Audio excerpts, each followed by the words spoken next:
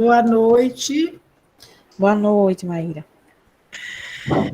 Sinara, estamos só aguardando, querida.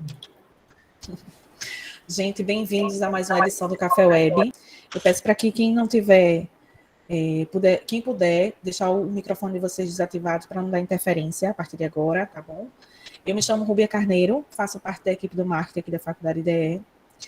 O Café Web é um evento proposto pela faculdade para trazer assuntos relevantes da área da saúde, sempre com temas atuais e com pessoas de referência. A gente emite certificado de participação para todo mundo que se inscreve no evento e participa participativamente do evento.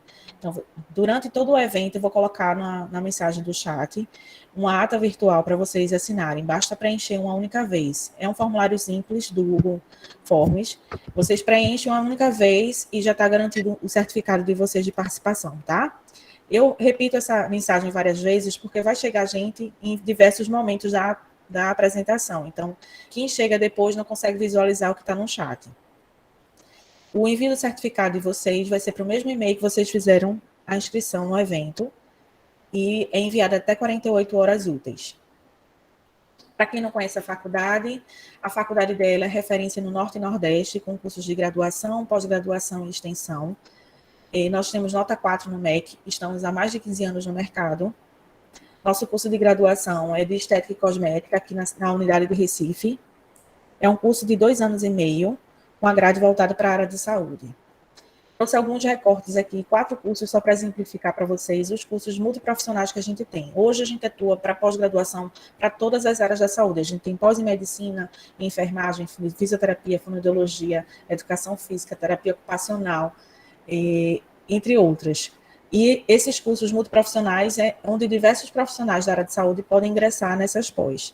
Eu trouxe aqui o de Língua Brasileira de Sinais, de Libras, em Recife. Gerontologia, a gente tem os cursos nas cidades de Aracaju, Recife, Fortaleza e Salvador. Temos Terapia Cognitivo-Comportamental Avançada, turma 2, aqui em Recife, e Cuidados Paliativos em Salvador. O curso que está promovendo o evento da noite é o de Gerontologia, e da Praça de Salvador, onde a coordenação é o Dr. Igor Pinheiro, que ele coordena não só Fortaleza, como Salvador.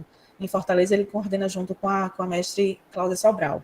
Igor, eu queria que você falasse um pouquinho do projeto de ambas as cidades, e a gente também está aqui presente, a coordenadora Luciana Conforado, que logo em seguida eu queria que também falasse um pouquinho do projeto aqui de Recife. Fique à vontade, Igor. Sejam bem-vindos, boa noite a todos e todas.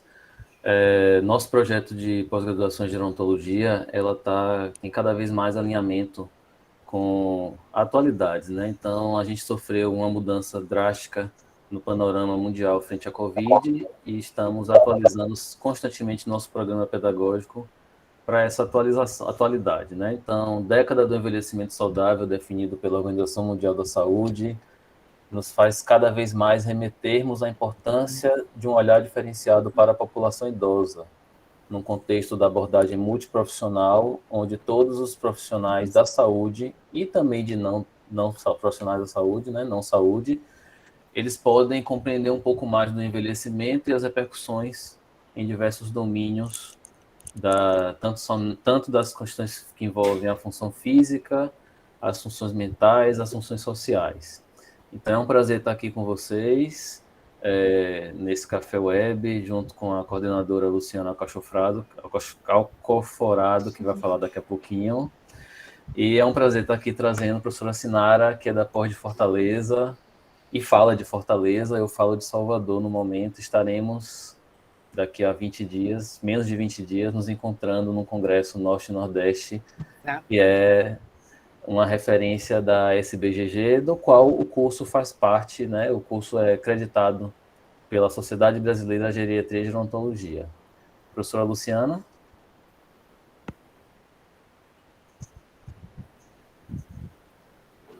Estou visualizando ela, Rúbia, mas... Será que o microfone está desativado, Luciana? Deixa eu ver se eu consigo, porque eu estou tentando acompanhar pelo celular. Estão escutando? Estão escutando? Tá sim, agora Pronto. sim. Boa noite a todos. Boa noite. Gente, meu nome, como já me apresentaram, meu nome é Luciana Alcoforado, sou coordenadora aqui do curso de Gerontologia, aqui de Recife, tá certo? Nós temos esse curso aí já há alguns anos, somos bem sedimentados aqui na cidade.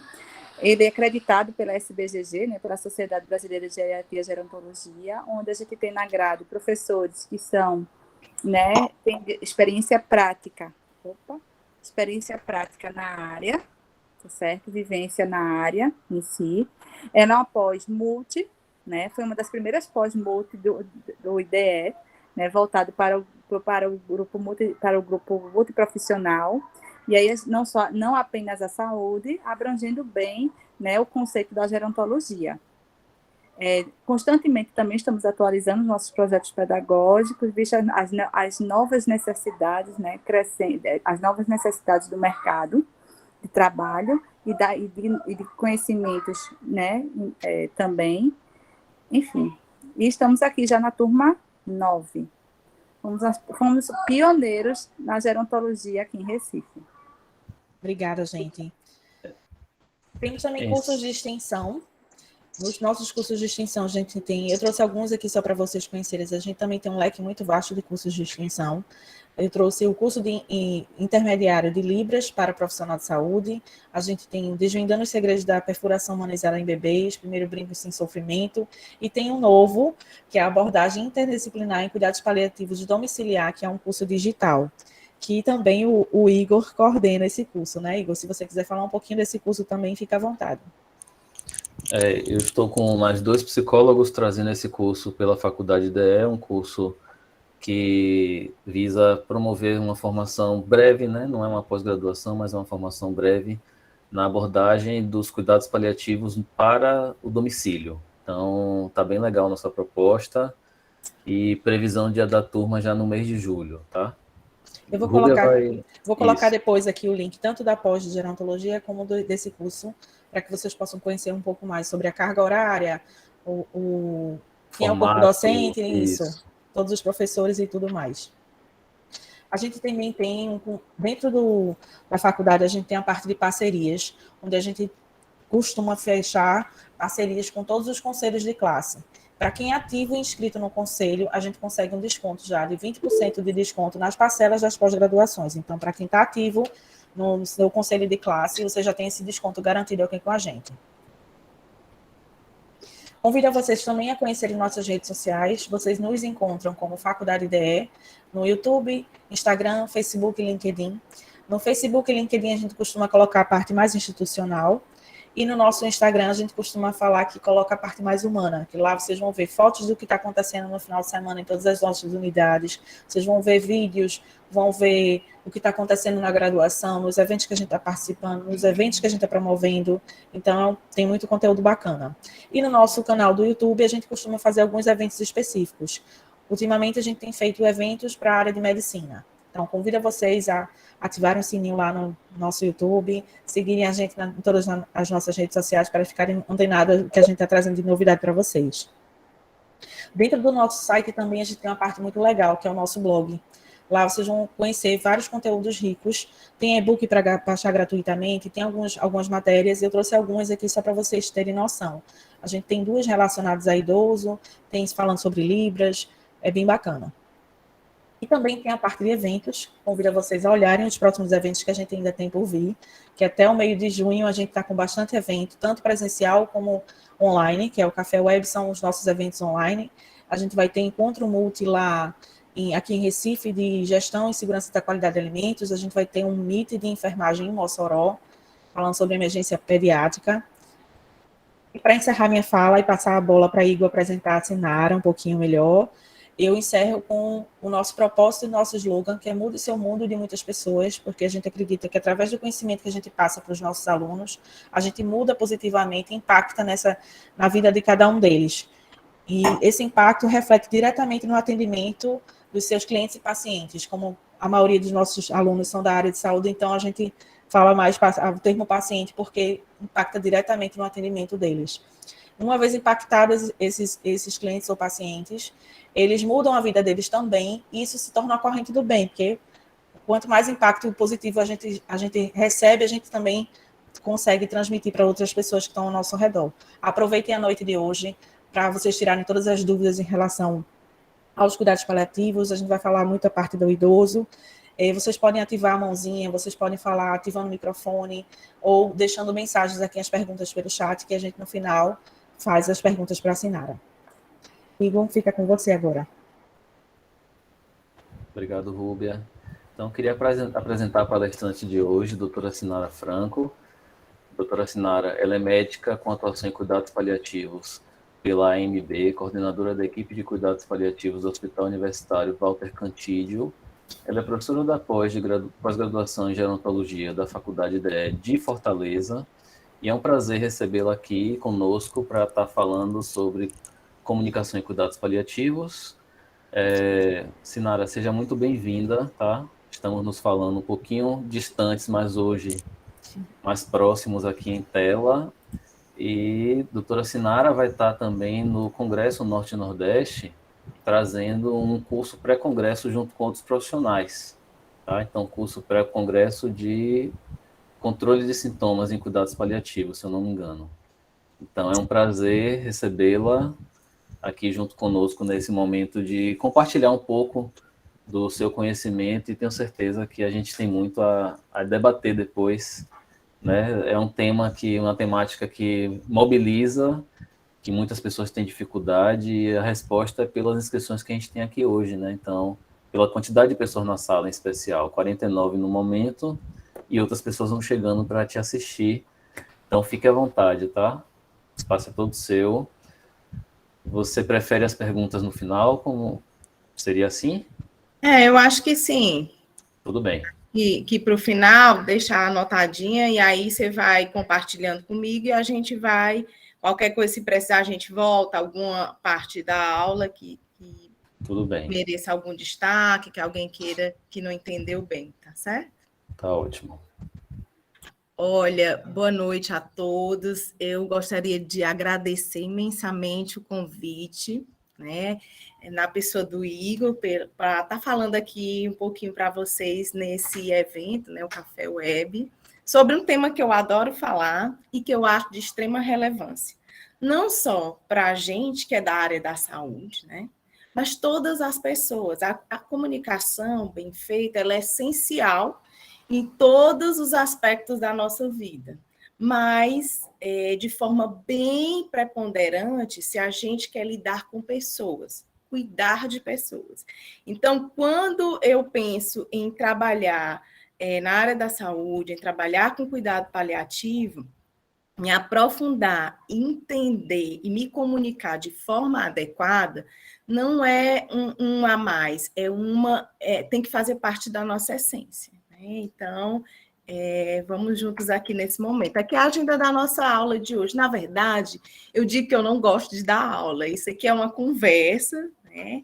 E que a gente vai estar trocando informações. Então, vamos falar um pouquinho dos fundamentos da comunicação, um pouco de comunicação de más notícias, uma pincelada sobre reunião familiar e sobre o cerco do silêncio. Então, gente, comunicar significa se conectar, entendeu? Até quando você está em silêncio, você está comunicando algo. Então, a comunicação, ela acontece a todo momento. Ela acontece de forma dinâmica e inevitável. Do latim, essa palavra vem do latim, comunicar quer dizer deixar para vir à tona, compartilhar algo. E para que ela seja feita de forma adequada, ela tem que vir com assertividade, com clareza, para que ela possa acontecer de forma comum, trazendo atenção, com compaixão e dando a quem está do outro lado um apoio emocional. Quando eu trago para a área dos cuidados paliativos, como eu já falei anteriormente, ela é essencial. Então, não adianta eu ser bom teoricamente, não adianta eu fazer um excelente controle de sintomas se eu não conseguir me conectar, me comunicar de forma adequada com o meu paciente e também com a família. Então, é essencial que isso aconteça. Quando a gente fala de comunicação, só um minutinho. Tá difícil? A apresentação precisa ampliar um pouquinho. Alguém está me dizendo isso? Só é colocar como para fixar ela, como para ela ficar como destaque, Sinara. Eu tenho que fazer isso? Tenta colocar aí, por favor. Para mim está aparecendo na tela cheia. Certo. Só um minutinho aqui, meu apoio logístico.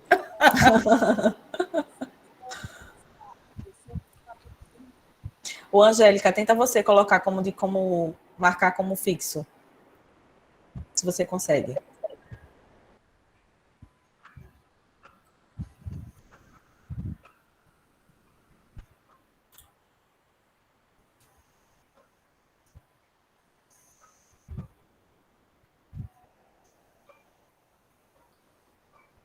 Agora você tem que clicar na apresentação.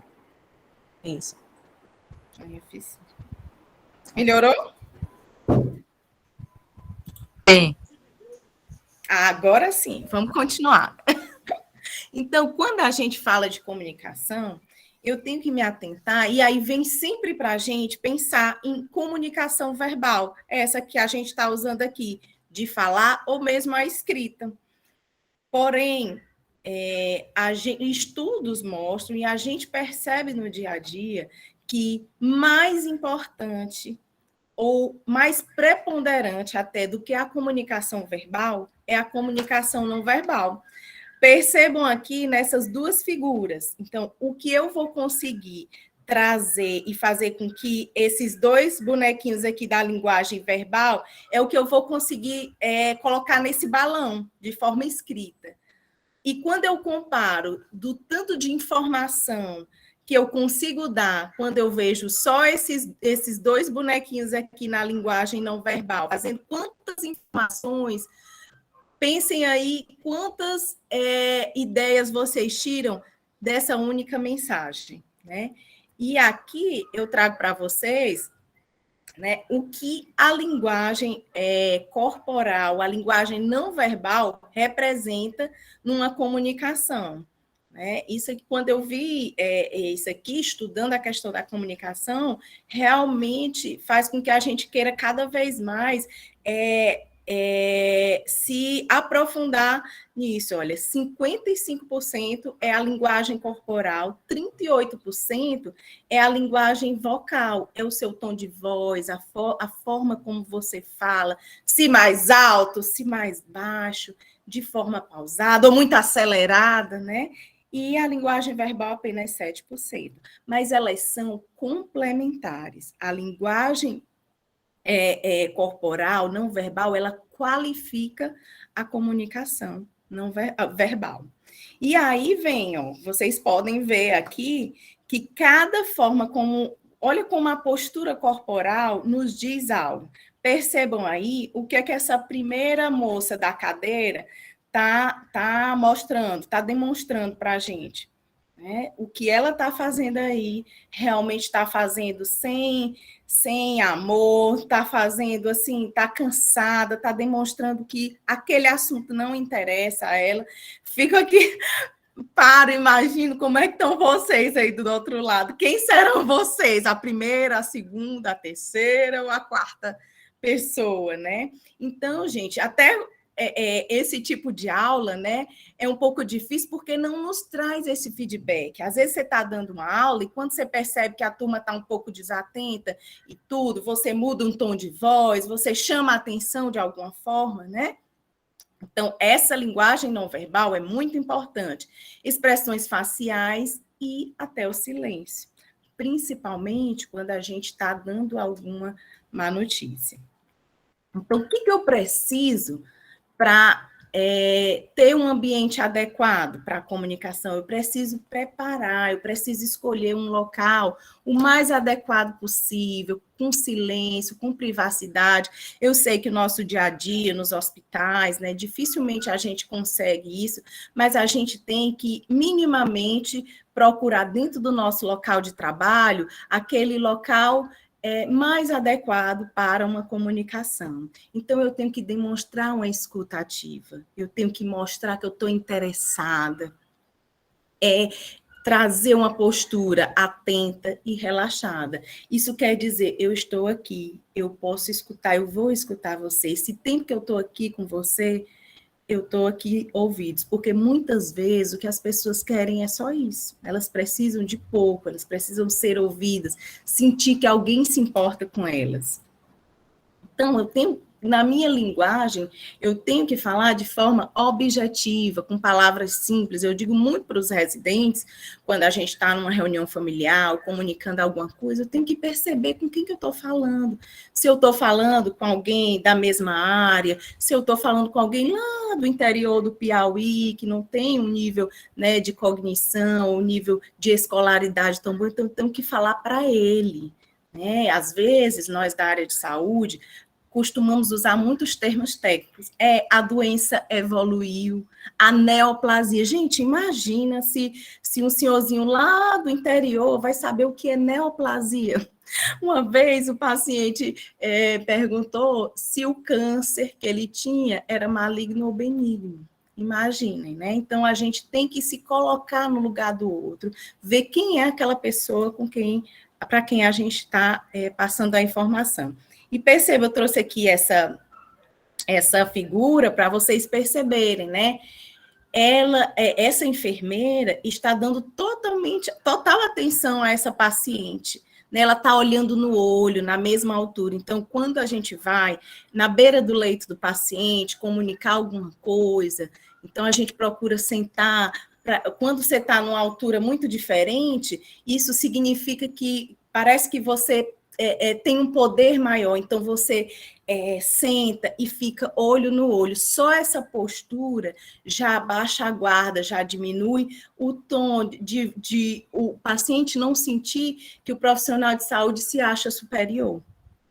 E eu adoro as enfermeiras, né? Eu sou suspeita para falar que eu sou filha de enfermeira, então eu trouxe essa figura aí para vocês verem que pequenos gestos fazem muita diferença.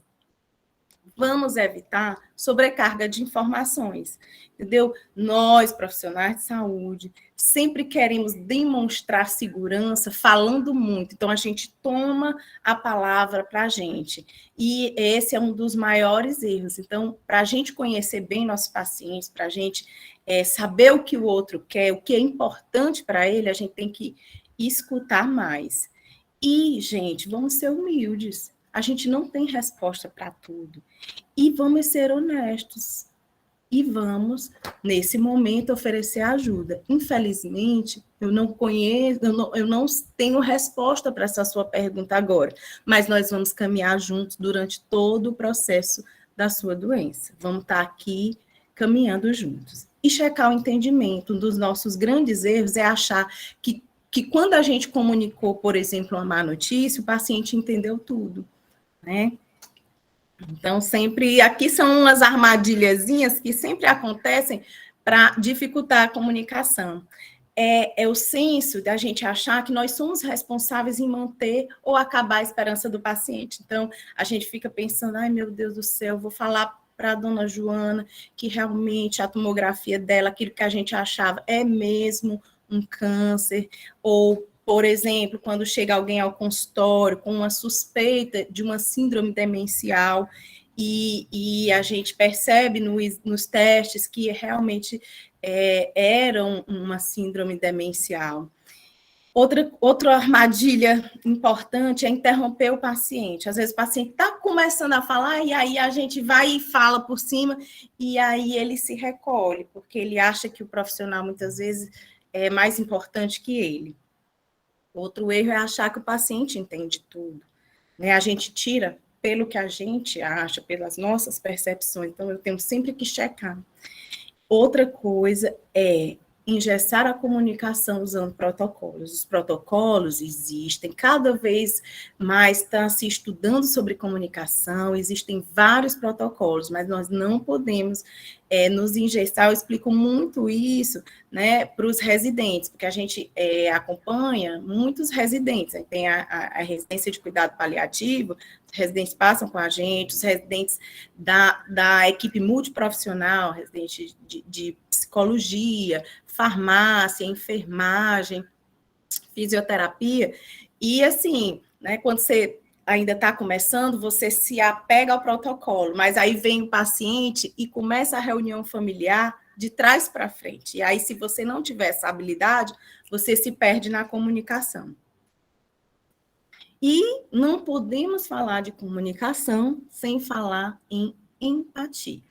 E a primeira coisa, antes mesmo de falar o conceito, eu quero falar que empatia é diferente de simpatia. Né? Então, você, fulano é muito simpática, tem habilidade para se comunicar. Dentro da comunicação adequada, o que a gente quer é trabalhar a habilidade da empatia, que é perceber o significado e o sentimento da outra pessoa, colocar-se no lugar do outro e comunicar isso à pessoa que está lá do outro lado. Então, é identificar a perspectiva do outro. Quando a gente está dentro de uma situação, a gente sempre tem a nossa percepção, né? Mas a gente tem que se controlar e se policiar para não julgar, né? Para não achar que o outro quer aquilo que a gente quer. E sempre comunicar ao outro o que você percebeu. E aí, gente, a gente vai agora para uma seara que é muito difícil, que é a questão da comunicação de más notícias. Mas primeiro a gente tem que entender o que é uma má notícia. Gente, má notícia pode ser qualquer coisa, qualquer informação que envolva uma mudança drástica na perspectiva de futuro em um sentido negativo. Por exemplo, se você tem uma notícia de uma demissão, uma notícia de que você queria fazer um estágio que você sempre sonhou e não conseguiu, né? Então, em todos os aspectos da vida da gente, né, a gente vai ter más notícias ao longo da nossa vida. Vamos receber e vamos dar, né? Mas dentro do contexto paliativo, a má notícia, ela sempre tem um impacto grande no paciente e também na dinâmica familiar. Então, assim, informar um diagnóstico de uma doença incurável, por exemplo, de uma insuficiência cardíaca, que já não tem mais um tratamento muito adequado, sobre um prognóstico difícil, a falência de uma terapêutica, perdas progressivas, por exemplo, quando você dá um diagnóstico de um paciente que tem esclerose lateral amiotrófica e você vai, aos poucos, conversando que ele vai, ao longo do tempo, perdendo os movimentos e que vai chegar uma hora que ele não vai mais conseguir respirar sozinho e vai precisar da ajuda de aparelhos, não vai perder a deglutição, né? Efeitos colaterais não esperados, por exemplo, o paciente inicia uma quimioterapia e existem os efeitos colaterais mais como náuseas e vômitos, mas desenvolve uma neuropatia que já é sequela do próprio tratamento, né? Falar sobre, em algum momento, sobre as diretivas antecipadas, quando você percebe que a doença não está evoluindo favoravelmente, e mesmo a notícia, né, do óbito do paciente, de dar um óbito, a notícia do óbito para a família, né? Então, as pessoas reagem de forma muito diferente, né? E a gente tem que entender isso. Alguns entram em desespero, outros choram, outros ficam mais calados, e a gente tem que ter a percepção disso, de que cada um tem o seu tempo para se manifestar. E outra coisa que eu explico muito, que às vezes você dá uma má notícia, um reage de uma forma, você parece que entendeu, mas depois, então é como se fosse um pêndulo, uma hora o paciente entende o que você falou, mas aí outra hora ele já te questiona de novo, se é isso mesmo, aí você vai e visita o paciente, tudo, aí vai um outro profissional, ou ele muda de equipe, é transferido de setor, e aí ele faz as mesmas perguntas, e aí quando a equipe vem para você, pergunta, vocês não comunicaram o paciente? Não, é porque ele fica testando, né, se é aquilo mesmo, porque ele queria escutar outra coisa. E aí, gente, uma grande pergunta que se faz, nos casos difíceis, de más notícias, né, Será que o paciente quer saber?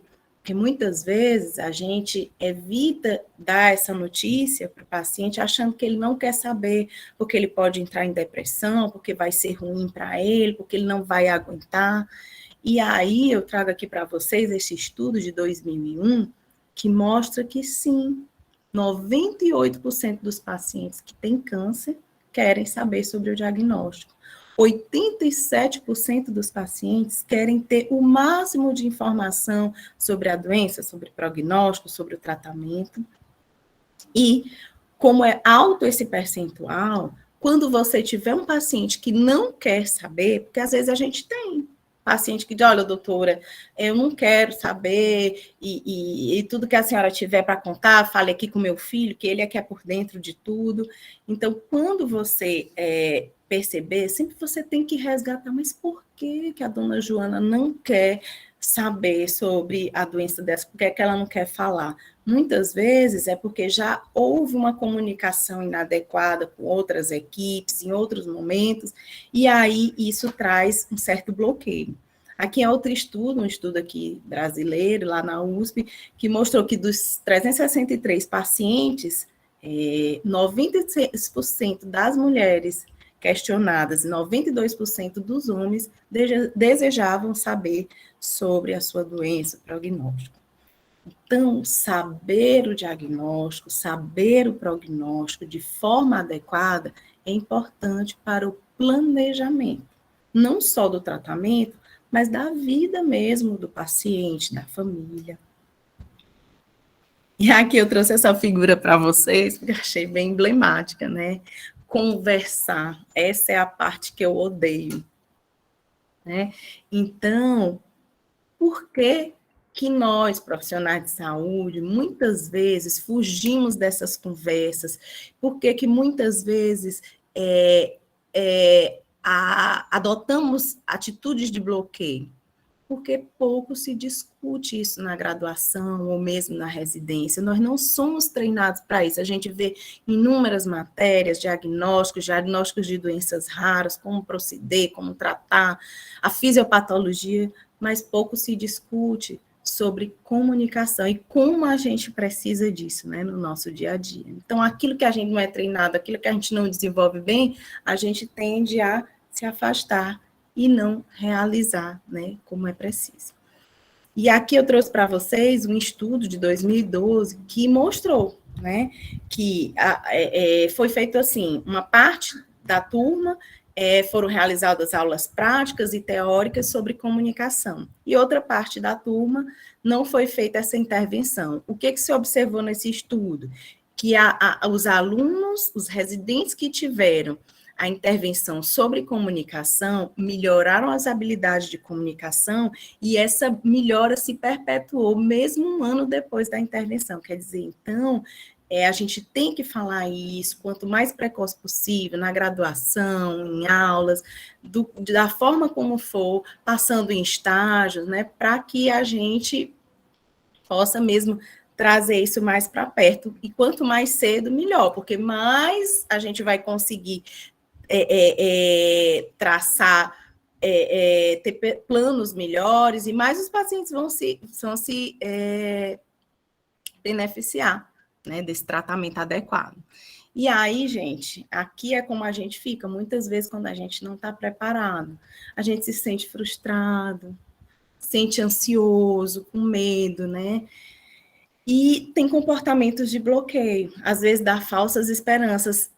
Quantas vezes a gente vê o paciente chegando ao ambulatório, já com a doença avançada, que a gente vê que não tem mais perspectivas, o paciente tem um status muito ruim, e a gente percebe que não foi ainda conversado isso em nenhum momento durante a trajetória, durante o cuidado com a equipe assistente.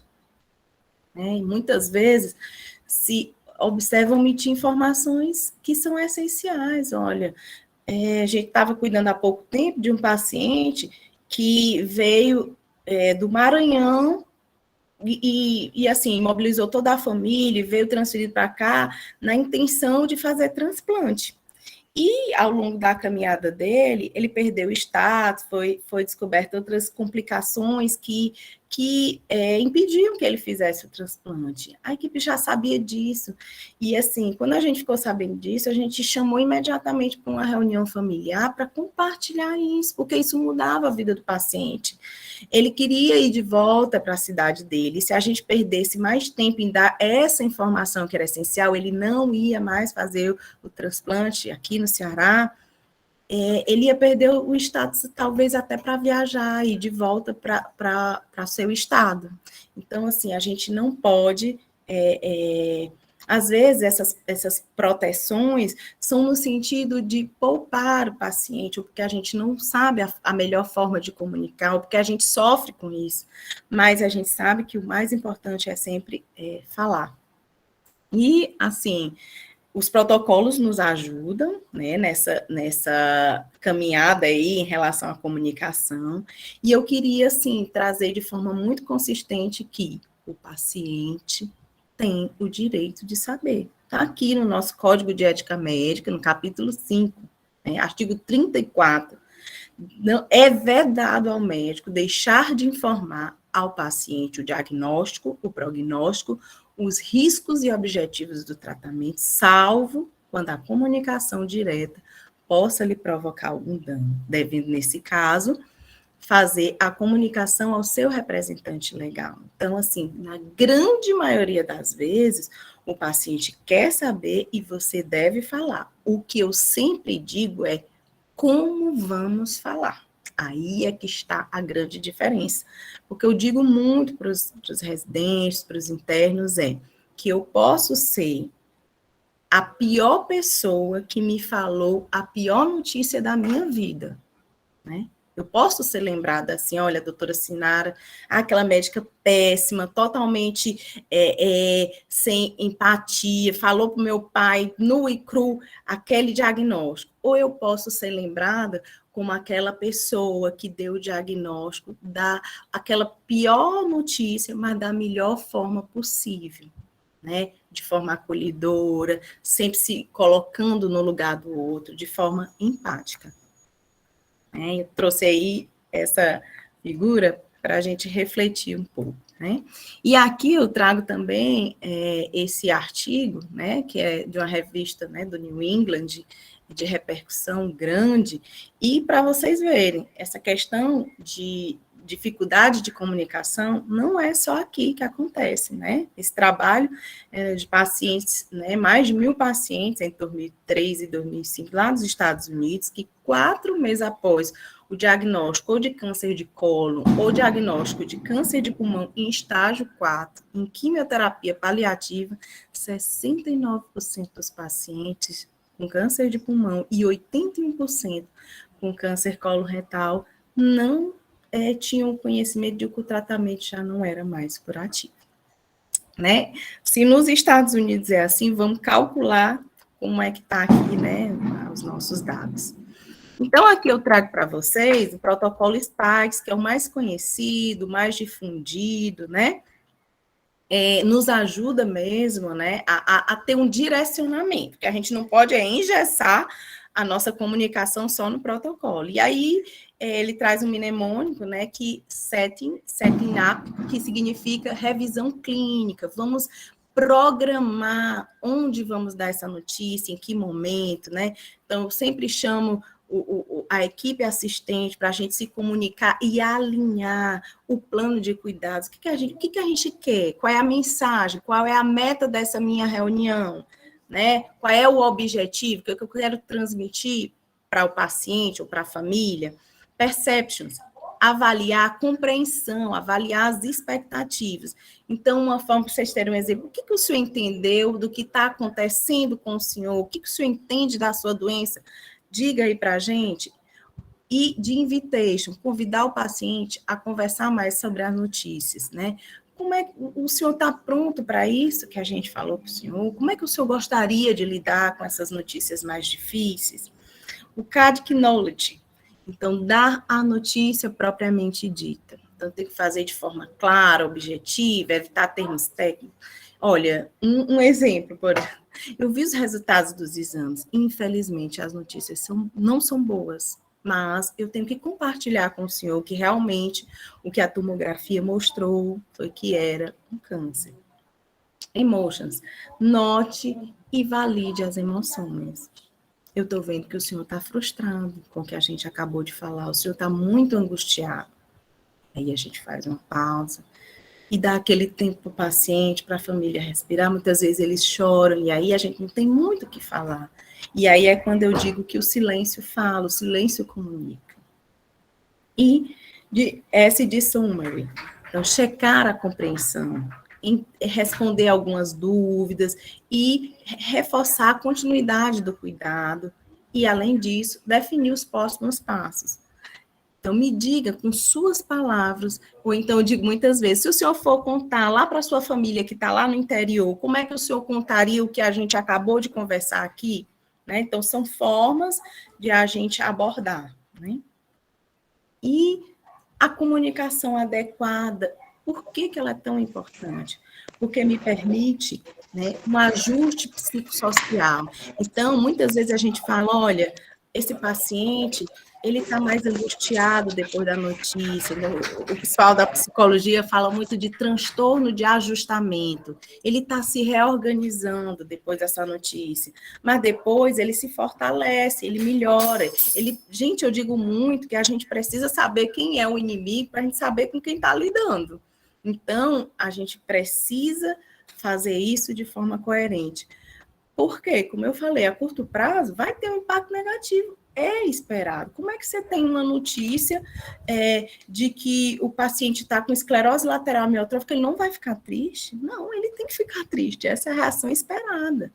Né? Mas depois a gente vai, né, ele vai tendo, vai traçando as metas para ele se reerguer e enfrentar aquela situação, não só ele, como a família.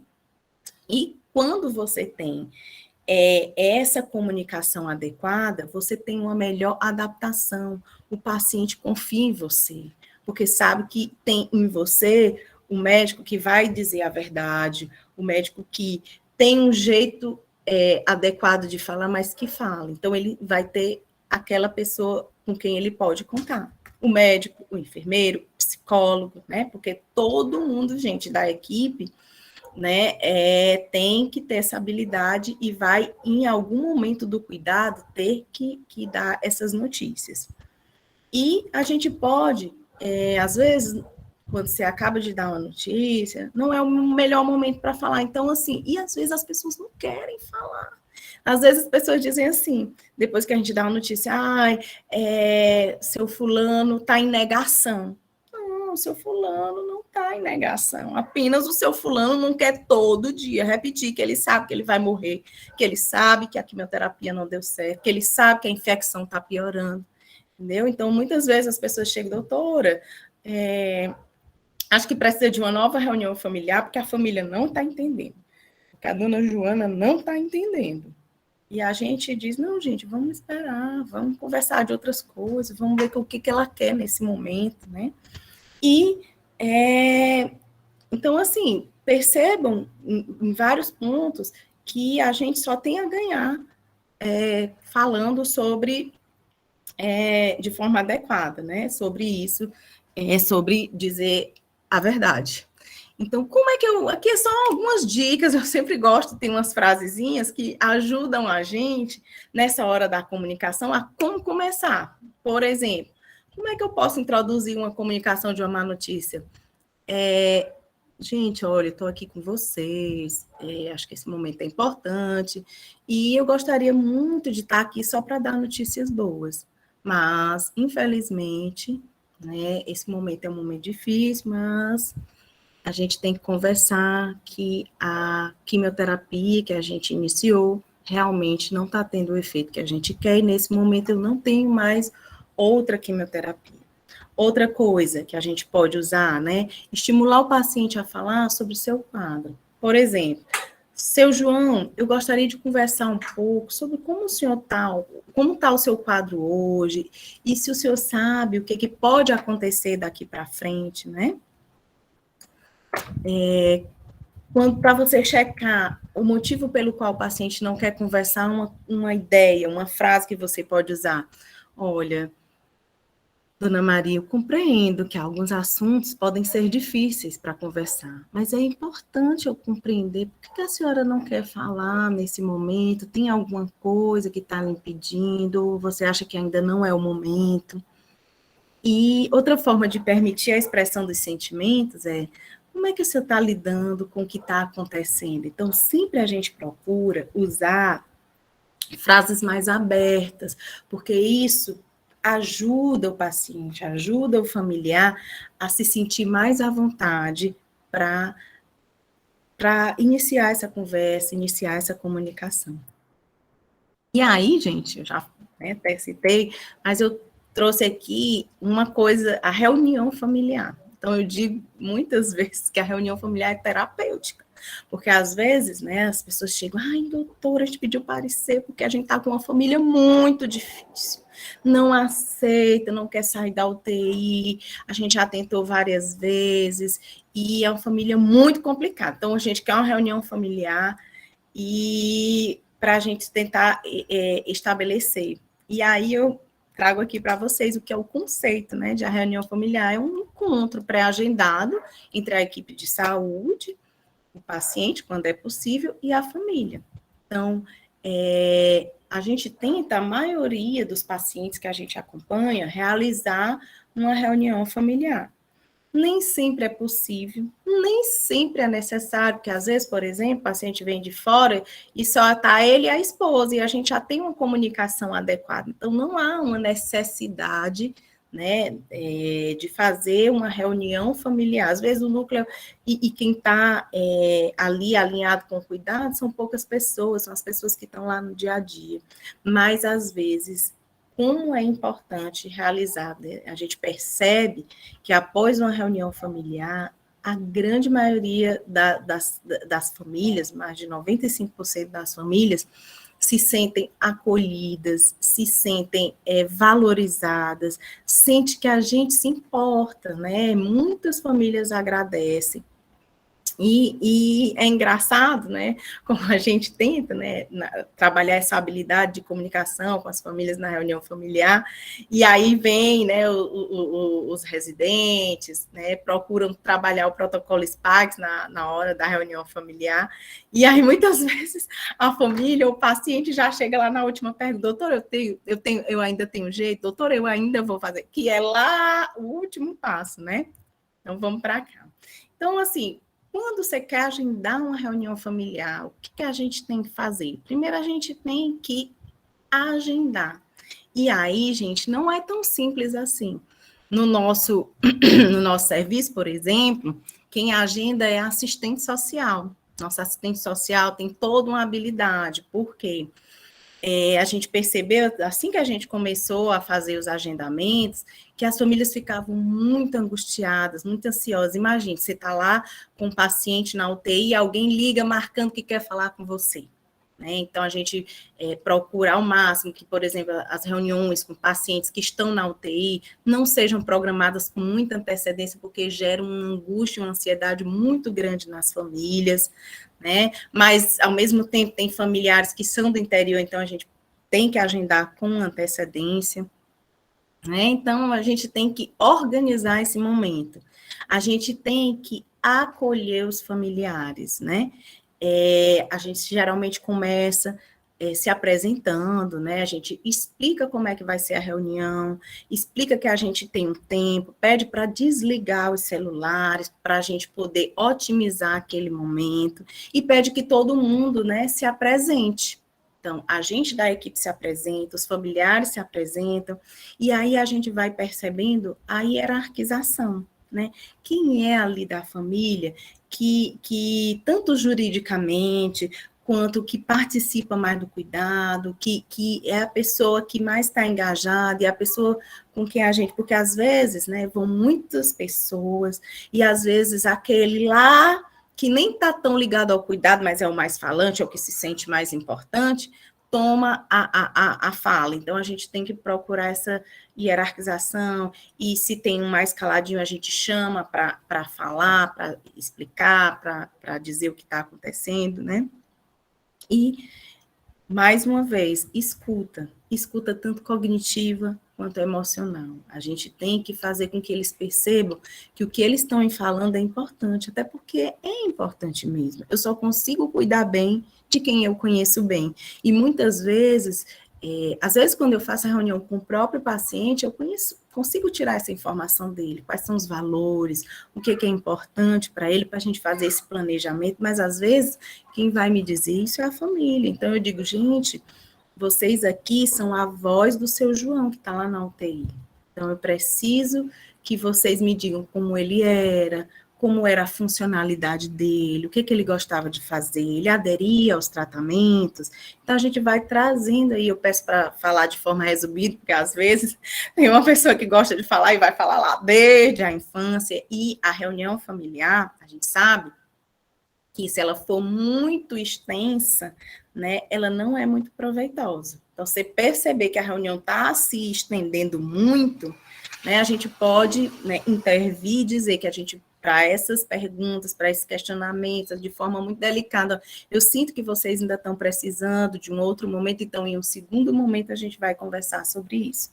Porque, né, os estudos mostram que os primeiros momentos da comunicação são aqueles que mais trazem um entendimento. Então, se a reunião fica muito extensa, aquilo que é falado depois, principalmente o que é falado depois da má notícia, a família não capta, o paciente não capta muito bem. E aí a gente tem que dar informação propriamente dita e planejamento. Como é que vai ser daqui para frente? Olha, pode acontecer isso, como eu digo lá, o plano A é esse, a gente quer que o senhor melhore, quer que vá para casa, quer que dê certo. Mas e se isso não acontecer? Qual é o nosso plano B? Como é que nós vamos agir se a sua doença piorar e o senhor tiver que ficar um tempo maior internado, né? E pode ter o que a gente não quer, mas a gente tem que estar preparado. E se o seu fulano realmente não resistir e chegar a falecer, como vamos agir? E acolher as emoções. Então, reunião familiar é um momento de muita emoção, né? A gente tem... E a gente tem que aprender a acolher todas, né? Tem raiva, tem angústia, tem...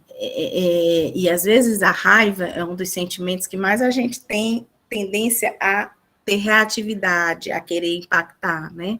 Mas a gente tem que saber acolher. Então, você perceber que a família está com raiva, está angustiada, está elevando o tom de voz, você baixa o tom de voz, você fala de forma mais pausada, você olha no olho, você procura entender por que ele está agindo assim, né? Ali a pessoa é o ente querido dele que está partindo e ele está em desespero, tem que fazer alguma coisa, né? E, por último, checar o entendimento e encerrar aquele momento, muitas vezes agradecendo a participação de todos e talvez marcando um outro encontro, se for preciso, né? E aí, gente, eu trouxe aqui um caso clínico real do seu JMAL, um paciente de 79 anos, casado, que tinha 4 filhas, servidor público e natural de Fortaleza.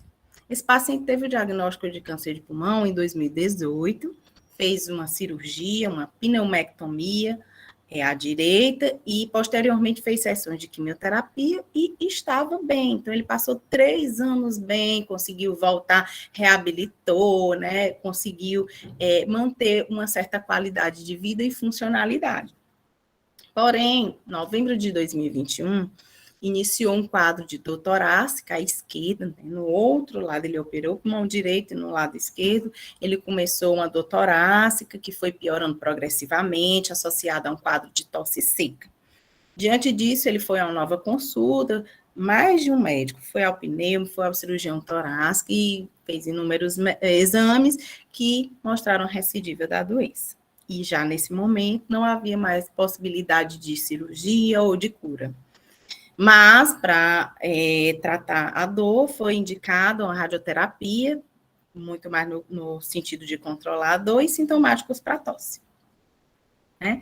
E aí, esse paciente veio encaminhado para o cuidado paliativo, e antes do paciente entrar, a filha pediu um momento lá que quis entrar antes e pediu que, por favor, não informasse o prognóstico e o diagnóstico para o senhor J, porque achavam que ele não ia aguentar, porque achavam que ele ia cair em uma depressão e pediu para a gente falar só sobre controle de sintomas.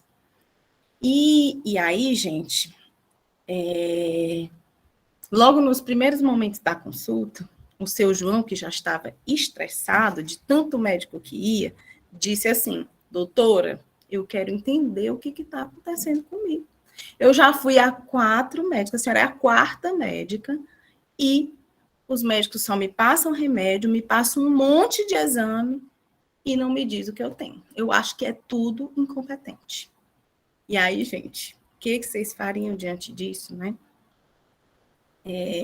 Esse é um quadro típico, chamado cerco do silêncio, extremamente comum nos nossos ambulatórios, no nosso dia a dia. E o que é esse cerco ou esse pacto do silêncio?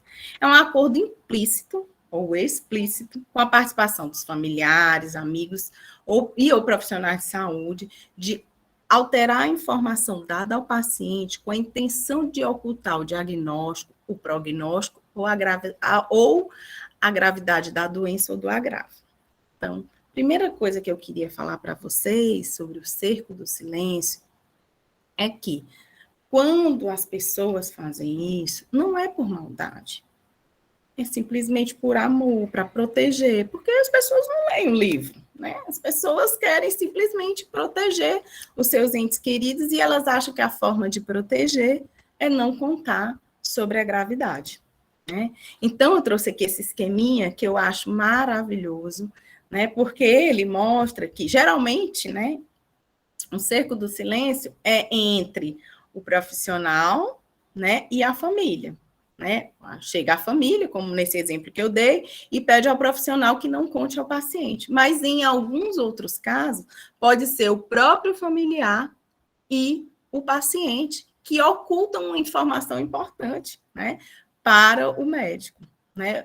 Eu tive um caso de um paciente que veio de São Paulo, internou no hospital, e ele sabia que tinha um aneurisma de aorta abdominal, ele vinha sendo acompanhado num hospital de grande renome lá em São Paulo, e eles ocultaram esse diagnóstico porque queriam testar se a nossa equipe era tão habilidosa e capaz de dar esse diagnóstico também. Percebam aí. E pode ser também entre o paciente e o profissional. Um exemplo bem clássico é sobre o diagnóstico de HIV, né? Então, o paciente chega e pede ao profissional que não conte para a família. Ou, por exemplo, o paciente não quer que o familiar sofra, sabendo que a doença não tem mais cura, né? E aqui é outro gráfico que eu não podia deixar de trazer para vocês, para incentivar vocês a quebrar o pacto do silêncio. Por quê? Né? Porque essa curva mostra, né? Quando eu dou a informação, quando eu dou a má notícia, o paciente tem sim uma queda no humor, né? Ele fica triste, ele fica angustiado, e essa resposta é esperada, como eu já tinha falado para vocês, mas depois ele melhora. Isso é o que acontece na grande maioria das vezes. Enquanto que aquele paciente que você não quebra o pacto do silêncio, que você não fala a verdade, a doença vai progredir, o paciente sabe. Então, a tendência é ele ficar mais depressivo, e uma coisa que acontece é a quebra da relação médico-paciente, porque ele vê que você também não fala a verdade, fica aqueles cochichos, sempre que o paciente vem para a consulta ou depois da consulta e acha uma forma de fazer com que o filho fique sozinho, né? Então, gente, a gente tem que sempre se colocar no lugar do outro. Será que se vocês notassem esses cochichos, vocês percebessem que só iriam piorando, que só estão emagrecendo, que a dor não tem controle adequado, apesar de tudo, será que os pacientes não sabem? Né? Então, gosto de fazer essa pergunta. E aqui eu, né, trago esse questionamento da comunicação adequada, se a gente tem que falar para o paciente idoso, porque eu trouxe esse caso bem emblemático, porque a gente vê demais as pessoas, os filhos, né, não querem falar a verdade para os pacientes idosos, né? E aí, um primeiro questionamento que eu faço é: como é que está a cognição desse idoso, né? Existem algumas particularidades realmente em relação ao paciente idoso. Então, aquele paciente que já não tem uma boa cognição, que já tem um grau de demência, realmente às vezes é questionável, porque você fala e ele vai esquecer, vai criar um sofrimento e um gasto de energia desnecessário. Mas se o idoso é bem cognitivamente, né, a gente tem que respeitar, a gente tem que, né, gente, é o princípio da autonomia. Dentro da bioética, nós temos 4 princípios: o princípio da não maleficência, da beneficência, da justiça e do respeito à autonomia. Então, os nossos idosos, eles têm sim, se eles querem, o direito de saber. Agora, a gente tem que alinhar com a família como vamos contar, tá certo? E aí, a gente tem que ver as particularidades. Às vezes o idoso, né, muitos idosos acima de 65 anos, em média, 44% têm dificuldade auditiva. Muitos idosos têm dificuldade visual. Então, a gente tem que observar aquele ambiente. Como é que a gente vai dar aquela notícia? Eu gosto sempre de explicar para a família: olha, nós vamos falar a verdade, mas calma, a gente sabe como fazer isso. A gente vai falar de forma com que ele entenda e que não seja agressiva, né? E aqui eu trouxe para vocês, porque existe lei, né? A lei 10.241, de 99, está lá no artigo 2º, inciso 6º, é direito do paciente receber informações claras, objetivas e compreensíveis. Então, assim, por lei e pelo meu código de ética médica, eu tenho que falar a verdade para o paciente, se ele quiser saber. Então, gente, trago aqui para vocês algumas argumentações sobre por que, como a gente deve quebrar esse cerco do silêncio que é tão comum. Então, gente, aqui, ó, é melhor não esconder. Por quê? Porque o paciente já sabe. Gente, quem é que faz quimioterapia? Quem é que faz radioterapia? Né? A verdade sempre nos liberta. Eu digo isso para a vida como um todo, né? Porque se eu sei a verdade, eu posso me planejar, eu vou evitar fazer programações que não são condizentes com aquela etapa da doença. Isso me ajuda a fazer planejamento em todos os aspectos, até financeiros, até do que eu vou programar para os próximos meses. Se você sabe que você tem pouco tempo, você não vai gastar seu tempo com besteira, não é isso? Então, me ajuda a fazer o enfrentamento posterior, porque eu me programo. E, gente, a gente sabe informar. Muitas vezes o maior peso da família é porque a família acha que eles que têm que contar. Então, isso é um sofrimento grande quando você diz: não se preocupe, quem vai falar para o seu pai que a doença não é boa, que o resultado do exame somos nós. Isso traz uma paz para a família. E, como eu falei, a gente tem que respeitar a autonomia. E, gente, por que é pior esconder? Porque o paciente sabe de tudo. E porque depois, muitas vezes, até depois do óbito, a família traz um sentimento de culpa. E aí a gente não tem como voltar atrás, né? A gente não tem como fazer diferente. O tempo já foi. Eu impeço o paciente de realizar os desejos dele, né? Eu faço com que o paciente, como vocês viram lá no gráfico, passe a maior parte do tempo com humor depressivo, porque ele não confia mais no filho, o filho fica de cochicho, não confia no médico, e vai confiar em quem? Ele se fecha. Então, é do ser humano que quando você tem um problema, a tendência é a se fechar. Então, se eu não dou abertura para ele falar, fica difícil. E muitas vezes, gente, quando a informação pode chegar da pior maneira possível. Então, é melhor fazer isso com alguém que tenha competência, né? Então, eu finalizo aqui a minha fala, né? E trago aqui esse convite maravilhoso para vocês virem ao Congresso Norte-Nordeste, né? Aqui vai ser em Fortaleza, nos dias 23 a 25. A programação está excelente, né?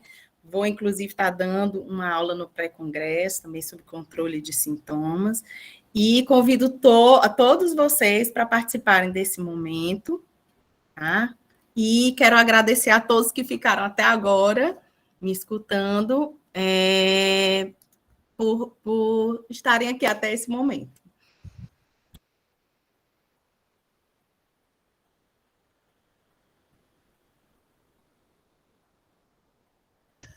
A gente que agradece, Sinara, a sua excelente explicação. Todos que você fala, são 76 pessoas, tá? Que tá aqui junto com a gente, Certo. firmes e fortes, acompanhando Firme e forte.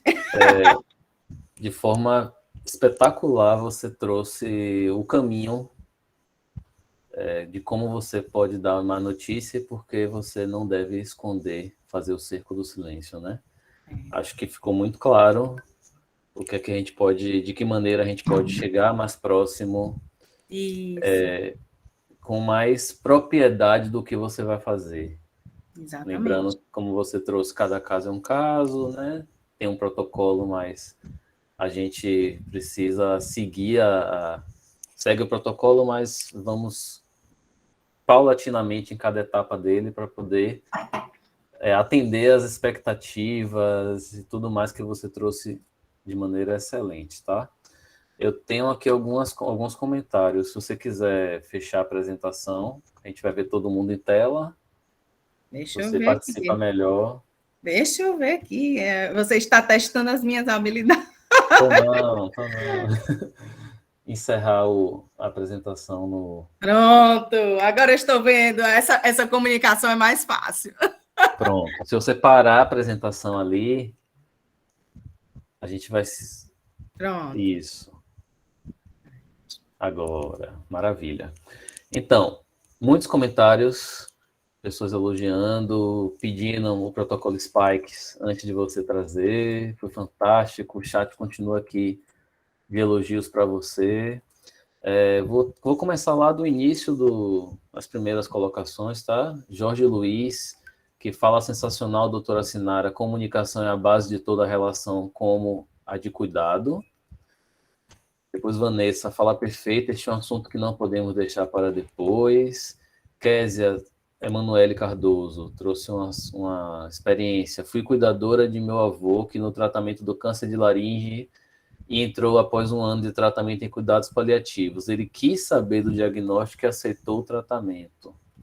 Então, de uma forma geral, as pessoas trouxeram as experiências, concordaram com o que você foi falando, né? Os profissionais não têm estrutura emocional para um diagnóstico real e certo ao paciente, preferindo poupá-lo, foi Marineide Ferreira. Se você quiser comentar, tá? As colocações, porque tem muitas.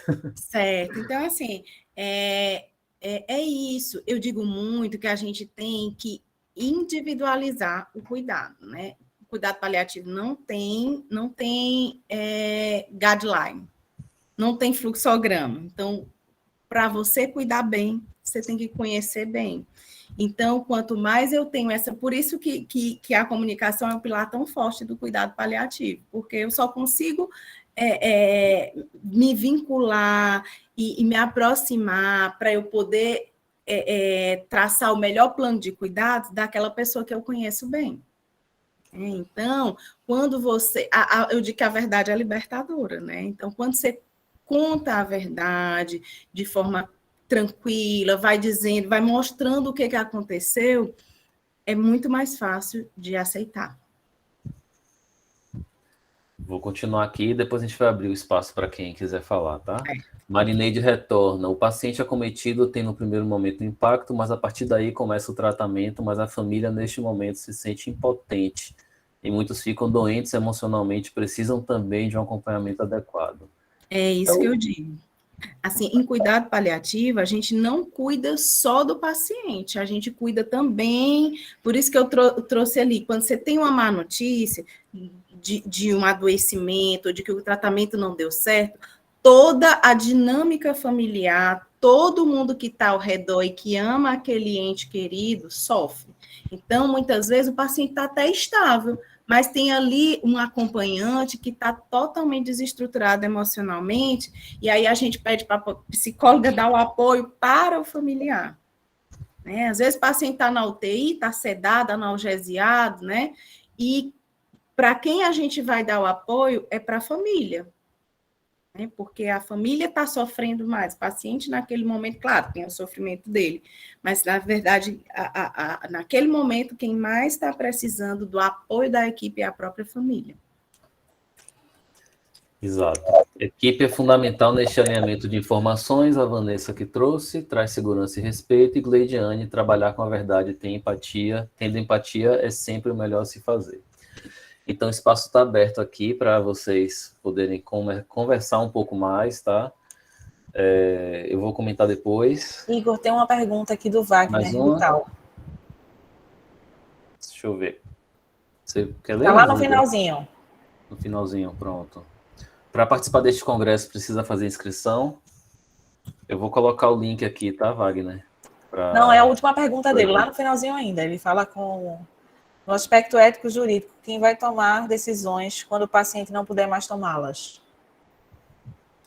No aspecto ético e jurídico, então tem uma hierarquia, né? A princípio, se for casado, né, é o esposo, a esposa, depois os filhos, né, os parentes de primeiro grau, e assim sucessivamente. Né? Então, é aquilo que eu digo, quando a gente precisa compartilhar e até compartilhar com a família, por exemplo, limitações terapêuticas, não adianta eu falar com o primo distante, porque ele não vai ter o poder de tomar decisões. Né? Quem vai ter o poder de tomar decisões é, por exemplo, o marido, são os filhos, né? Aqueles parentes mais próximos.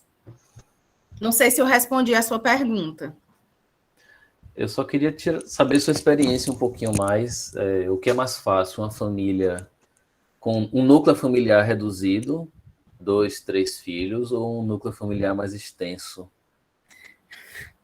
Então, assim, existe, a depender de como aquele núcleo familiar interage, porque, assim, a gente pode ter famílias pequenas, mas muito ligadas e que se dividem no cuidado e que isso vai ter uma excelente interação, o paciente se sente super acolhido, e vamos ter famílias pequenas com muita dificuldade, onde a gente não consegue alguém para ficar lá, e o assistente social tenta e liga e tenta e não arranja ninguém para estar lá compartilhando cuidado, ou mesmo para vir para a reunião familiar.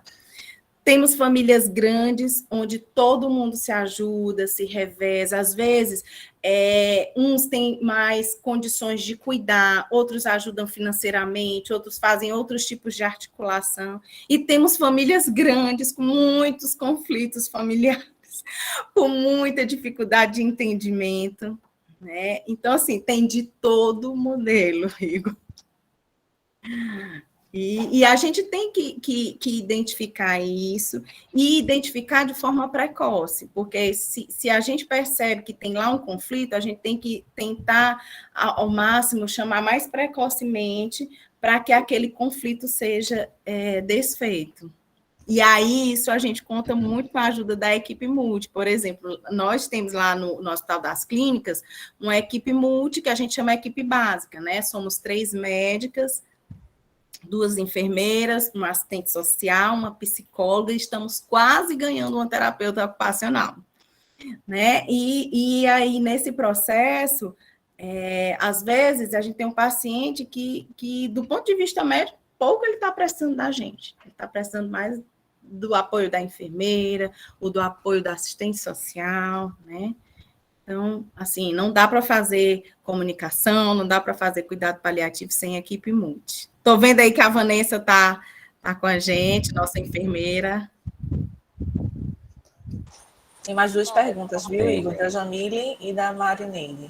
Vanessa, quer perguntar? Quer comentar alguma coisa? Seja bem-vinda. Estava só elogiando a chefe. Pronto.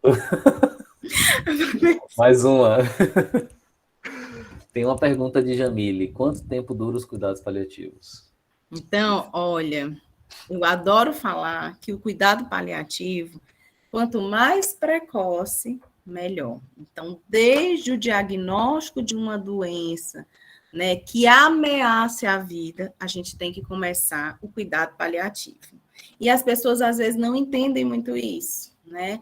Porque acham que cuidado paliativo é só para quem está morrendo. Então, eu falo que o cuidado paliativo é uma abordagem, é um cuidado a mais que você oferece para quem está sofrendo com um diagnóstico difícil. Eu dou muito exemplo, por exemplo, uma mulher que descobriu um nódulo de mama, né? Ela estava lá trabalhando e tudo, então existe uma infinidade de possibilidades, inclusive de cura, de fazer o tratamento, químio, rádio.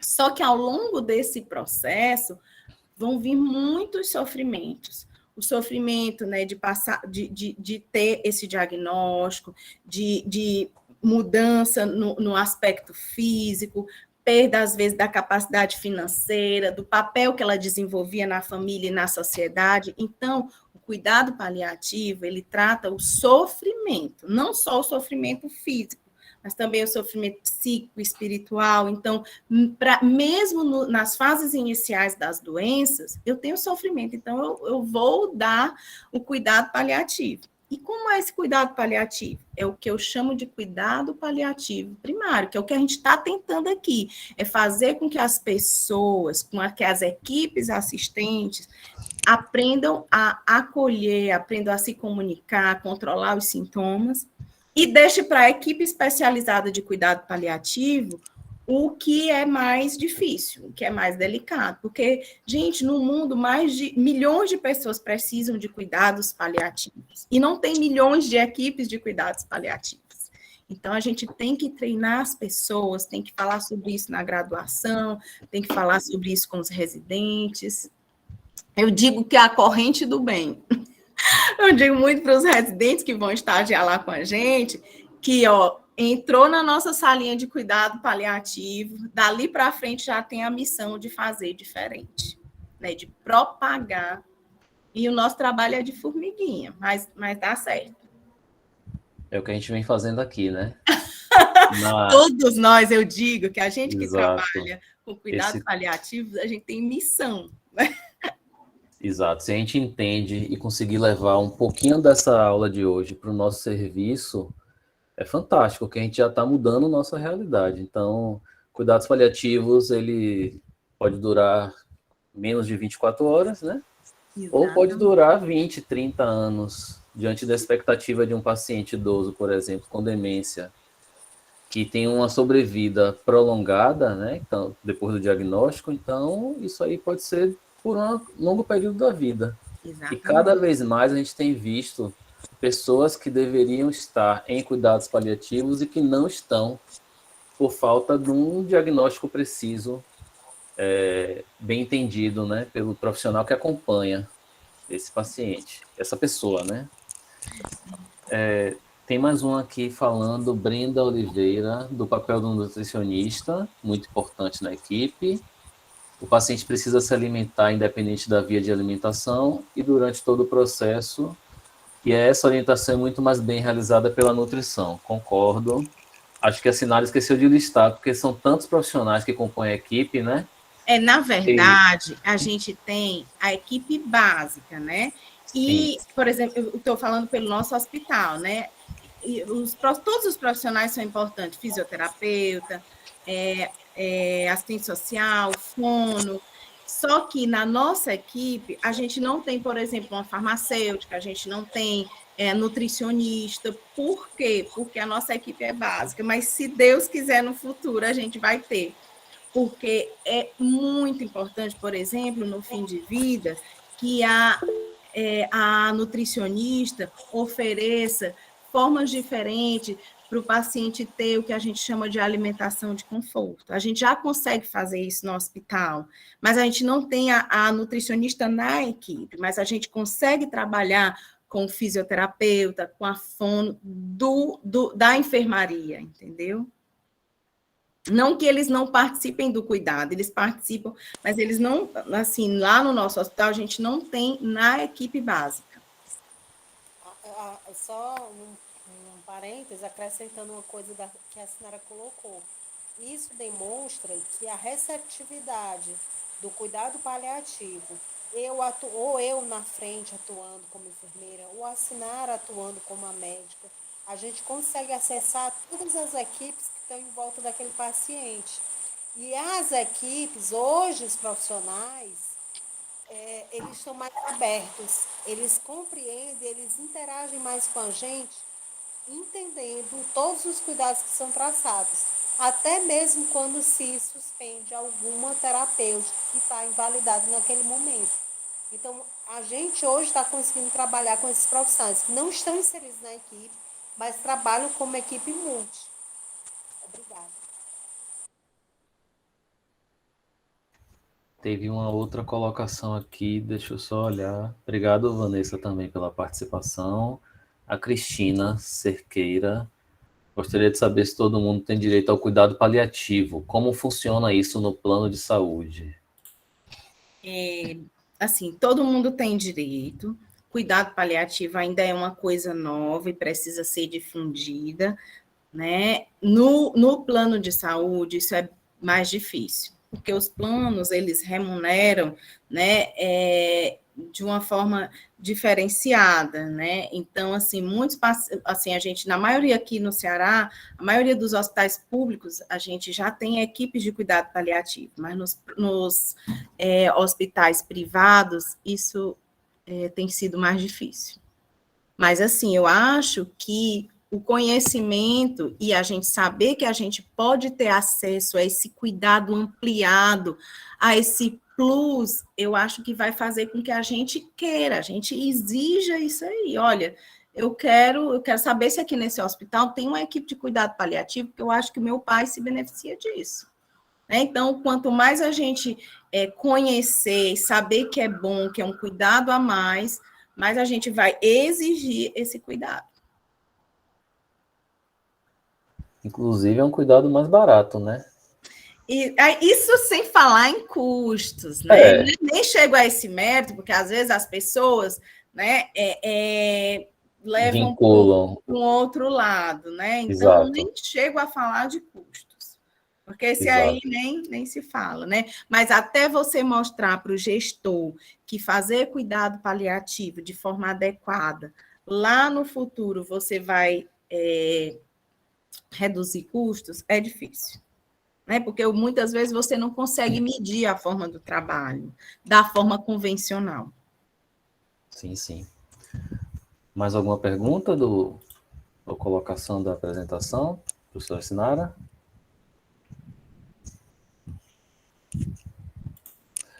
Muito bom, viu? Agradeço mais uma vez, Sinara. Eu é que agradeço o convite, a oportunidade. Peço desculpa por algum Nada. Foi tudo erro aí do prático. ponto de vista logístico, né?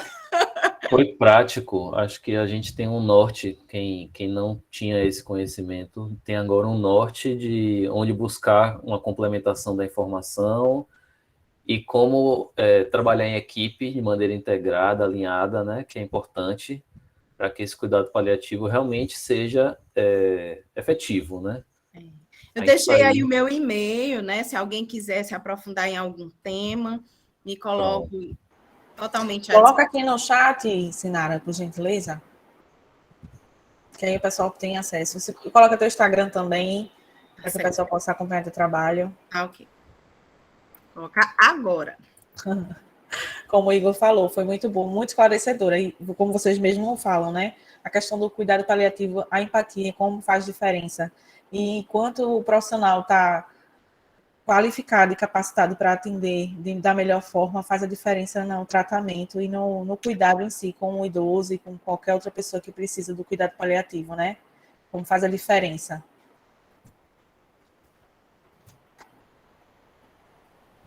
A Sinara colocou aqui o Instagram, Sinara Franco, e o e-mail sinarafrancosa@gmail.com. Ok, podemos finalizar, Ruber? Por mim, fica à vontade. A gente tem até 10 horas. Fica à vontade. Aí depende muito da disponibilidade da doutora Sinara. Não, eu estou aqui à vontade. Aproveita, gente, que esse é o momento de tirar a dúvida. Eu falo que no final de cada evento, que a importância de compartilhar conhecimento, de também fazer perguntas sobre o assunto que você ainda tem dúvida ou você tem a oportunidade de esclarecer, é sempre bem-vindo, né? Então, aproveitem para fazer aproveitar esse finalzinho do evento para tirar as dúvidas, ou até para complementar com algum caso, alguma particularidade de vocês, porque a troca de conhecimento também enriquece, né? É verdade, porque às vezes Gente, é impressionante como eu digo que assim, cada reunião familiar, cada paciente, como a gente, né, compartilha, eu digo que é sempre uma troca, né? Porque às vezes a gente pensa que alguém vai aprender com a gente, e, na verdade, a gente é que aprende. A gente é que aprende com os pacientes, né? Eles nos dão cada lição de vida que a gente fica assim, né? Como isso às vezes fortalece. Uma coisinha que eu sempre gosto de dizer para as pessoas, né? Porque às vezes muitos me perguntam, né? Por que eu faço cuidado paliativo? Por que eu faço geriatria? A maioria das pessoas eu não curo. A maioria das pessoas chegam para mim já com doenças graves e às vezes até incurável. E eu digo muito que assim, o cuidado paliativo me faz refletir o quanto é bom estar vivo, o quanto é importante a gente dar valor a cada dia, dar valor ao que é importante para a gente, né? Então, o cuidado paliativo me ensina todo dia a valorizar cada dia da minha vida, entendeu? E essa é uma ideia que eu quero, assim, transmitir para as pessoas, que valorizem, né, as suas vidas, porque tem tanta gente que queria só mais um dia, mais uma semana, mais um aniversário, mais um Natal com a família, e não pode ter, né? E a gente nunca sabe quando é que esse momento, né, vai chegar, quando vamos estar diante de uma má notícia. Exatamente. Tem Maíra aqui com a mão levantada. Quer falar, Maíra? Mayra. Boa noite. Boa noite. Eu vou só contribuir falando o quanto é importante cuidar, o quanto tem sido importante cuidado paliativo, né, que nós estamos tendo com minha mãe, que já tem 90 anos, a doutora Sinara sabe, conhece, né? Minha mãe mora no Rio Grande do Sul, eu estou no Ceará, e nós temos a bênção de ter uma médica paliativista acompanhando meus pais. Os dois têm 90 anos, duas velhices completamente diferentes. Meu pai lúcido, ativo, e minha mãe acamada há mais de 2 anos. E, assim, essa diferença do cuidado paliativo eu vi nitidamente na hora que nós precisamos internar a minha mãe, há 2 anos e meio atrás, e que a médica disse, avise que ela está em cuidados paliativos. Então, na hora da internação, eu disse, minha mãe está em cuidados paliativos. Então, os procedimentos já foram completamente diferentes, né? E a alta dela foi diferente também. Eu consegui a alta da minha mãe sem nenhuma intervenção de gastrostomia, de nada. A gente conseguiu levar ela para casa e ela está há 2 anos e meio em casa, se alimentando, bem cuidada, né? E continua em cuidados paliativos. Então, isso para a família é um consolo. A gente sabe que ela está em processo de finitude, como todos nós vamos ter, né? Todos nós vamos partir um dia, mas ela está super bem assistida, meu pai tem acompanhado, vai fazer seus 90 anos, mas acompanha esse processo, está, assim, tranquilo, né? Vendo que as coisas como estão acontecendo, e eu acho que sem o cuidado paliativo seria um destroço na família, seria um caos para todos, né? Então, é só para dizer o quanto isso faz a diferença na vida de quem realmente precisa. Sinara, parabéns, né? Eu sou sua fã, você sabe disso, né? Obrigada. Eu estou de ouvir tudo de novo que a gente compartilha e é fantástico, né? Para mim, assim, é a diferença na qualidade de vida frente à morte, né? A esse processo de finitude mesmo. Parabéns também ao ID, né? Pela iniciativa, e eu estou bem feliz com esse momento. Boa noite. Obrigada. Obrigada pela participação, né? Eu fico feliz de ter, mesmo de longe, contribuído para que lá fosse plantada a semente do cuidado paliativo, eu consegui trazer para essa família o quanto era importante buscar algum profissional de cuidado paliativo que se fizesse uma abordagem diferenciada para evitar a distanásia, né? E porque às vezes o menos é mais. As pessoas acham que cuidado paliativo é deixar de fazer. E eu digo que não é fazer o que é proporcional a cada etapa da vida do paciente. Por isso que é tão importante individualizar o cuidado, entender quais são os valores do paciente, quais são os valores daquela família, o que é importante para eles, né? A gente focar nisso. Perfeito.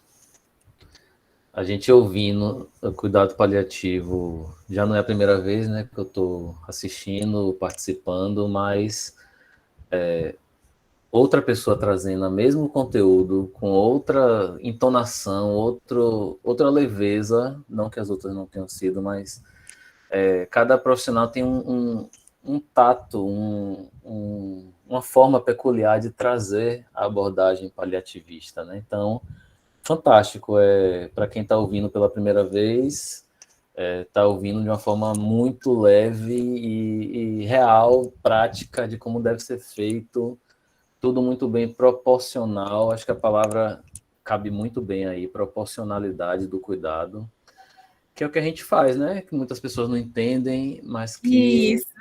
essa educação em saúde, ela precisa ser antecipada para todos nós. Se a gente for partir para analisar os cuidados paliativos, precisa ser abordado não somente na graduação, mas em outros processos educacionais, populacionais mesmo, né? Pensando sempre na finitude que é a qualquer momento, como foi muito bem colocado por todos os que falaram, né? Que contribuíram um pouco aqui com essa live de hoje.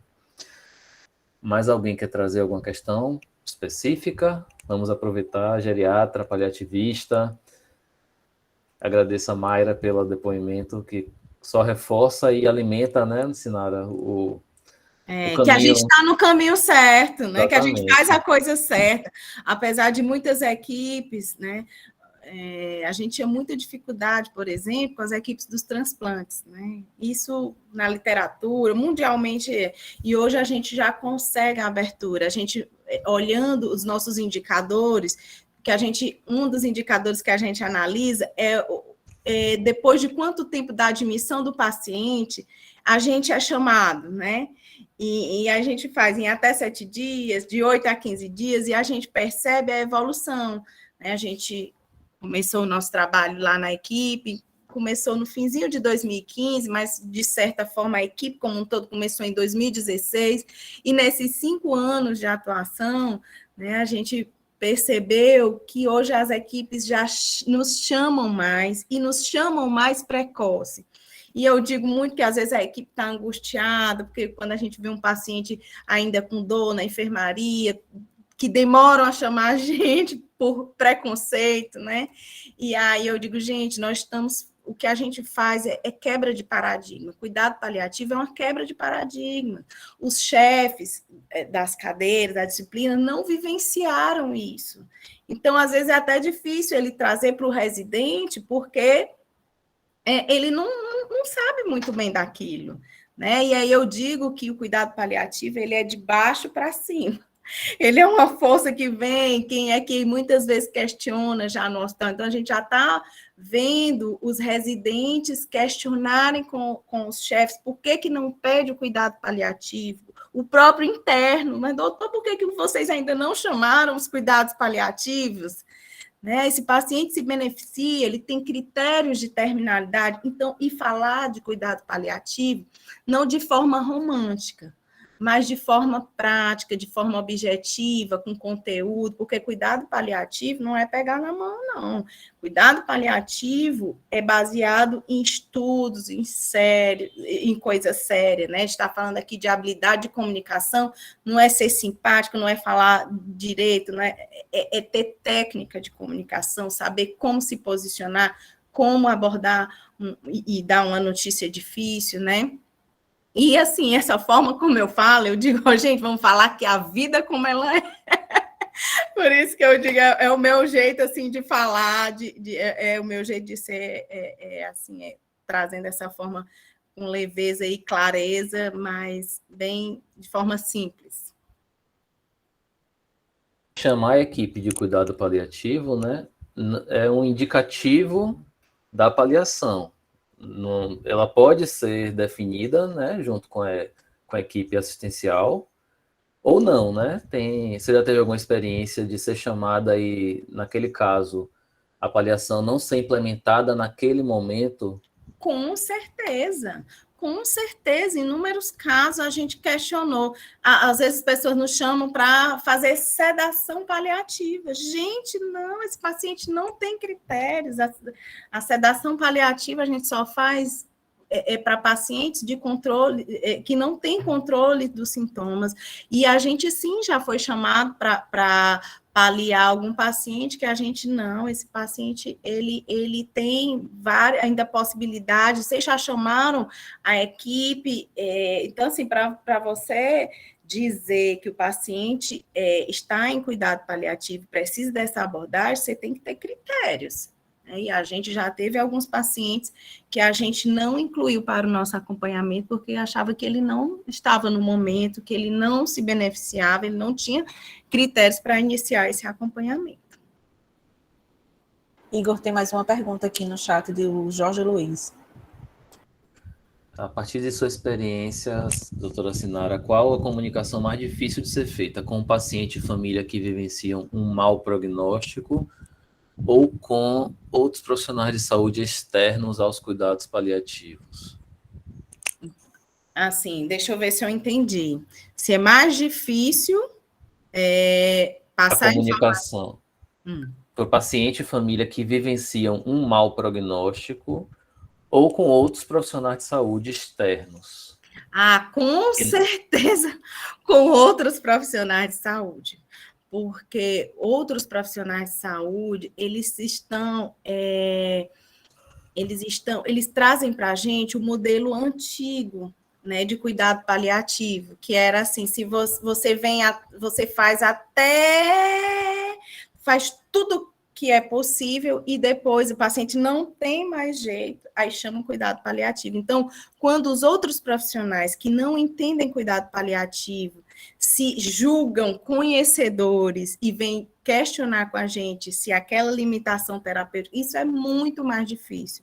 Porque a família, quando você começa a trabalhar e começa a mostrar e começa a fazer vínculo, ela percebe que o paciente não se beneficia, que o paciente está sofrendo e que você chegou do cuidado paliativo para ajudar, que a partir do momento que a equipe começou a cuidar daquele paciente, ele está com melhor controle de sintomas, ele está menos angustiado, ele está menos ansioso, ele se sente cuidado porque tem uma equipe que todo dia visita ele, ou vai a assistente social, ou vai a enfermeira, ou vai a psicóloga, né? Então, o que as pessoas querem é ser escutada, se sentir cuidada, entendeu? Por isso que é mais fácil para o paciente, para a família, dar um mau prognóstico e ir abordando isso do que para alguém que realmente não vivencia, para outros profissionais que não vivenciam. Perfeito, perfeito. Acho que podemos encerrar, né? Tem comentários aqui ainda. Márcia Cordeiro, acredito que nesse caminho de divulgação, logo, logo será uma prática comum ter sempre presente uma equipe especializada de cuidados paliativos em todos os hospitais e ambientes que seja observado esta necessidade. Se Deus quiser, esse é nosso sonho, né? Exatamente. E é só para mostrar para vocês que, assim, em países desenvolvidos, por exemplo, como o Reino Unido, o cuidado paliativo já está em quase 100%, né, do cuidado. Então, assim, quanto mais desenvolvido o país, mais equipes de cuidados paliativos. E, assim, trazendo que a gente é um país que está crescendo em relação a isso. Nós estamos conhecendo, as pessoas estão estudando, estão divulgando. Haja vista o curso aí, né, que a faculdade está oferecendo, haja vista o número de profissionais paliativistas, o número de pessoas se interessando pelo assunto, né? Então, é uma coisa nova, é mudança de paradigma, então não acontece do dia para a noite, mas acontece. Vamos encerrar, então. Muito obrigado, Sinara, pelas excelentes colocações, complementando a apresentação que você fez. Muito bom, tá? E é uma parte, né, ainda de tudo que você tem de conhecimento. Estou aqui à disposição. Que você traz tem que ter controle, porque eu falo muito. Exato, que traz no evento, que é bom, né? Isso é ótimo, que traz muito conteúdo, tem que trazer mesmo. E a gente sempre dialogar, que é fantástico essa troca de informações. Então, A gente se vê em Fortaleza, no curso Com pré-congresso. certeza. Estarei lá assistindo sua apresentação. Pós-graduação também contamos com você, né, nas aulas. E é um prazer tê-la aqui nesse momento, nesse curto espaço de tempo, falar um pouco mais de cuidados paliativos. Acho que é um tema relevante. Rúbia vai fechar, Rúbia? Vou só dar uns recadinhos finais. Só reforçar, na verdade. Para quem não assinou a ata, assinem, por gentileza, porque é a partir dela que a gente gera o certificado de participação de vocês. Vou colocar novamente no link aqui no chat. E assim que a gente encerrar a gravação, eu vou ficar mais uns 5 minutinhos, caso vocês tenham alguma dúvida e queiram fazer alguma pergunta em relação aos cursos, tanto no curso de extensão digital, como nossos cursos de gerontologia. Vou ficar à disposição de vocês aqui mais 5 minutinhos, tá certo? Agradecer a Sinara. Que bom que tê-la no nosso corpo docente, né, Igor? Como enriquece para a gente ter uma profissional tão qualificada e humanizada, né? Como diz a história, que se preocupa tanto em lidar com o ser humano da forma mais assertiva, assim, de saber, de ter a empatia em si e saber lidar com o outro, com cuidado de fato.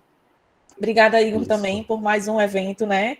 Em parceria aqui, que a gente sempre faz eventos, traz sempre temas relevantes e atuais, e esse é um dos temas que realmente tem crescido e espero que seja mais disseminado de certa forma. Para quem tem interesse em atuar na área, conheçam nossos cursos, sabe mais um pouquinho, a gente tem várias cidades do curso de gerontologia que fala também sobre isso, tem um curso de cuidados paliativos em si, um apoio só para isso, lá na cidade de Salvador, então eu convido a vocês a fazerem parte da nossa família IDE.